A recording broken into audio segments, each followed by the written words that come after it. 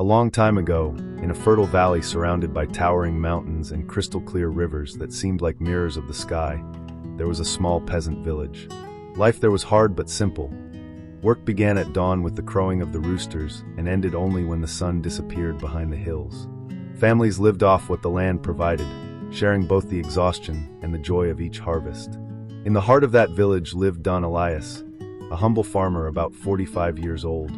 His face was marked by the sun, and his hands, hardened by daily work, were like roots that had learned to cling to the soil and never let go. He was not wealthy, nor did he own luxuries. He simply had enough to ensure that food was never missing from his table. But unlike many others, he always carried a serene smile, as if he bore in his soul a secret that kept him at peace. People whispered that he was poor. Some looked at him with pity, others with mockery. Yet Don Elias never saw his life as punishment.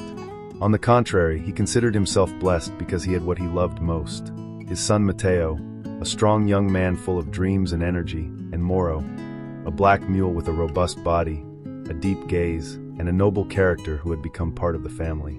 Moro was not just any animal. His dark coat shone with a special glow under the sun, and his majestic bearing made him stand out wherever he went. He seemed more than a mere beast of burden. There was something different about him, almost spiritual. His eyes radiated intelligence and, at times, seemed to understand words and gestures even before they were spoken. Mateo had grown up alongside Moro. He had learned to ride on his back, to care for him, and to trust him. On many quiet afternoons, he would rest against his sturdy side, whispering his dreams as if the mule could guard them in silence. For Mateo and Don Elias, Moro was not a work animal. He was a companion, a friend, a silent brother who shared with them the burdens of life. That is why, for this family, Moro was priceless. It was not about money or convenience. Moro represented unity, gratitude, and strength.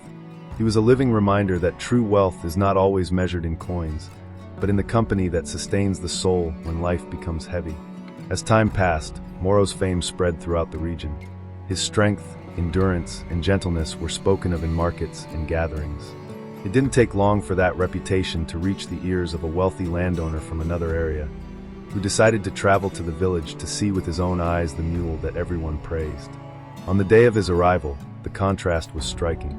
The man appeared riding a fine horse, dressed in elegant clothes that gleamed among the villagers' simplicity. Word of his presence spread quickly, and everyone understood it was no coincidence. He had come to buy Moro. When he saw him in the square, he approached Don Elias and, after observing the mule closely, exclaimed in amazement, "That animal is worth gold." Without hesitation, he pulled out a bag filled with coins and offered it in front of everyone. It was such a large sum that Don Elias could have stopped working for years and lived comfortably. The square fell silent, waiting for his answer. To everyone's surprise, Don Elias smiled calmly and said, "Sir, I thank you for your generosity, but this mule is not for sale. Moro is part of our lives. I could never exchange him for money." The murmurs quickly filled the air. "This old man is crazy, rejecting so much money for a simple animal." Others added, "He's a fool, he'll die poor." But Don Elias, faithful to his peace, did not argue and simply carried on with his life. One dawn, as the roosters had just begun to crow, Mateo went to the stable to fetch Moro. As he entered, he felt a sudden emptiness press against his chest. The mule was gone. He ran through the fields, checked fences, walked along dusty paths, and even went to the neighboring farms, but found nothing. The news spread rapidly. The same people who had criticized him before now mocked him more loudly. "That's what happens when you don't sell. Now he has lost everything." Their words were like stones hurled at Mateo's heart. With eyes full of tears, he returned home and cried out, "Father, we've lost the most valuable thing we had. How can you be so calm?" Don Elias, with a serene voice, answered, "Son, do not rush your heart. Do not say it is good or bad so quickly. Time will reveal what this loss truly means." The villagers kept murmuring, but Don Elias replied firmly, "If God has allowed this, it is because there is a purpose we do not yet understand. What today seems like misfortune may tomorrow reveal itself as a blessing. Who are we to claim to know more than the Creator?" Days of uncertainty followed until, one morning, as the sun gilded the mountains, something unexpected happened.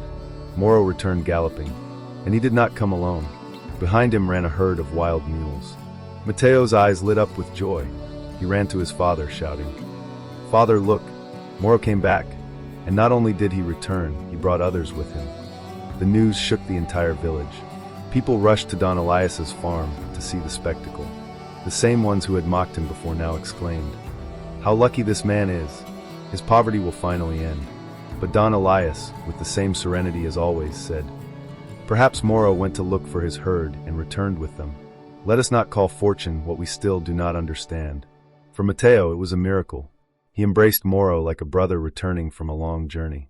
Inspired, he decided to devote his strength to taming the new mules.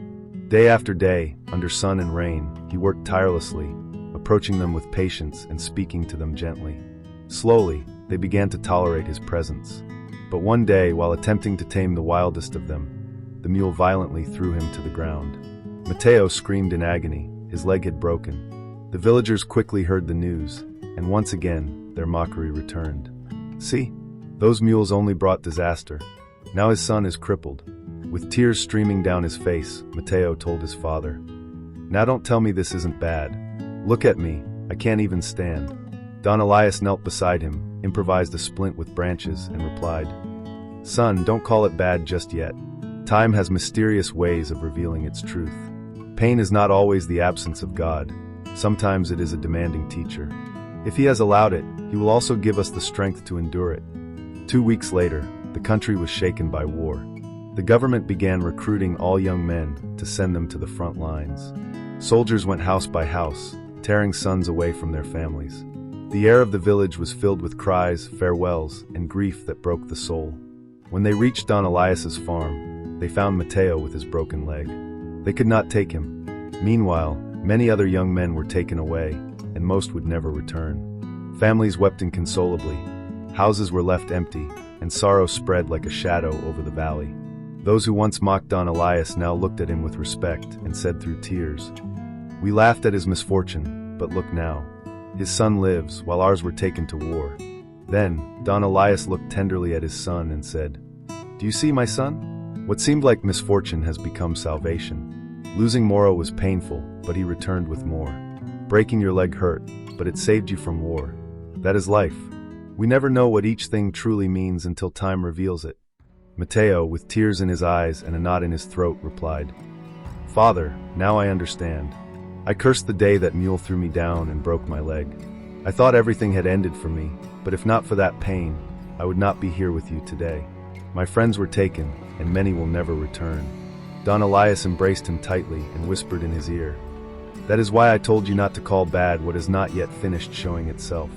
The Creator writes with lines we cannot understand at first. He sees further than our eyes and knows more than our hearts can bear. Everything He allows with a purpose. Life is not measured by what we have or lose, but by the trust we place in Him. What hurts today may save you tomorrow. What seems like a blessing today may test you tomorrow. That is why you must always be grateful, because everything has a purpose." The silence of the countryside became solemn. The wind caressed the branches of the trees, as if confirming those eternal words. And within Mateo's heart was born a new faith, one that no longer depended on what he could see, but on what he was learning to trust.